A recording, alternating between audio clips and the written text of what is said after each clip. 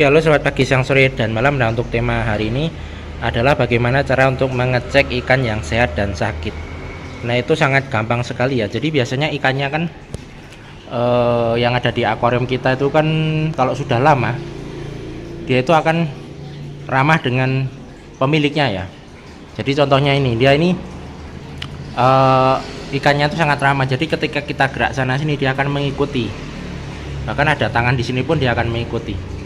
Nah, dari situ bisa kita simpulkan bahwa ikannya itu dia itu kondisinya dalam keadaan sehat ya. Nah, yang dimaksudkan, nah yang kita fokuskan di sini adalah ikan glowfish ya, glowfish saja. Walaupun juga mungkin berlaku bagi ikan yang lain juga, kecuali untuk ikan-ikan yang memang karakternya itu pemalas. Seperti ikan botia ini. Botia ini dia tidak terlalu respon ketika pemiliknya datang. Beda dengan ikan-ikan seperti ini. Nah, ketika pemiliknya datang dia akan respon untuk mendekati. Nah, ciri-cirinya jika ada ikan yang sakit, dia pasti akan tidak respon dengan itu. Bisa dilihat di sini, biasanya ikan itu ada di pojokan-pojokan. Nah, misalnya ini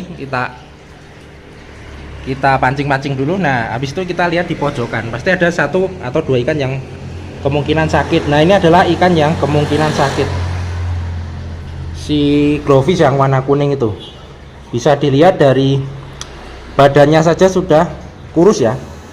Jadi kemungkinan dia ini terkena penyakit kurus. Itu biasanya itu dari parasit atau bakteri yang ada di dalam perutnya itu, di dalam ususnya, yang menyebabkan dia ini mengalami penyakit kurus. Nah, kalau sudah menemukan ikan yang sakit seperti itu, sebaiknya di karantina, bisa diangkat karena bisa menyebabkan nanti menular. Walaupun resikonya itu atau sangat jarang sekali terjadi penularan, tetapi sebaiknya diangkat karena takutnya nanti dia mengeluarkan feses, kemudian fesesnya dimakan oleh ikan lain. Nah, feses itulah yang dari ikan yang berpenyakit itu ditakutkan nanti akan menular ke ikan yang tidak sakit ini. Ini sering terjadi pada ikan mas koki. Jadi ikannya kurus seperti ini. Kemudian ikan mas koki kan sangat rakus. Kemudian nanti kalau dia buang kotoran, nah nanti dimakan. Akhirnya ikan yang memakan kotoran itu menjadi ketularan kena penyakit. Nah, otomatis bisa sampai satu akuarium ini bisa semuanya kena kalau tidak segera dikarantina. Nah, jadi kalau sudah menemukan ikan yang seperti ini, yang penyakit kurus seperti ini, segera dikarantina. Bisa kalau ikan kecil seperti ini biasanya kita kasihkan makan saja ke ikan predator atau ikan aligator atau ikan lele. Nah, itu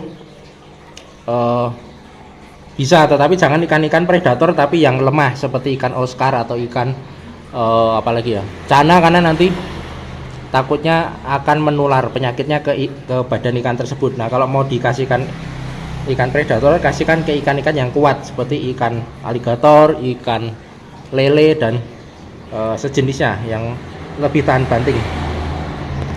Nah, ini penyebabnya apa? Ini penyebabnya karena parasit yang ada di tubuhnya itu, dan pengobatannya itu biasanya dengan semacam obat yang apa itu, yang ada di yang khusus untuk di ususnya, seperti metronidazol atau apa itu yang biasa untuk ikan diskus itu, saya lupa.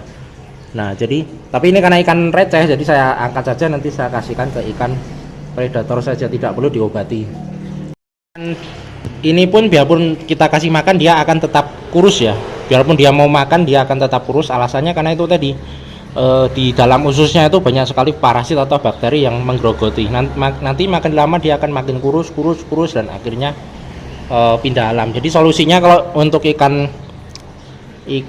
yang murah-murah ya dikarantina saja.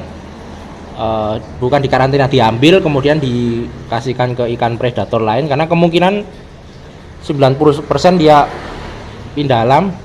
Atau solusinya kalau misalnya ikannya itu mahal, bisa memakai metronidazol atau obat yang khusus untuk mengobati di bagian organ dalamnya itu. Seperti apa ya, aku lupa, pokoknya ada banyak itu. Hesamita atau apa itu. Nah biasanya kalau saya cuma pakai itu aja, metronidazol yang ada di apotek-apotek. Oke, sampai di sini saja. Selamat pagi, siang, sore, dan malam.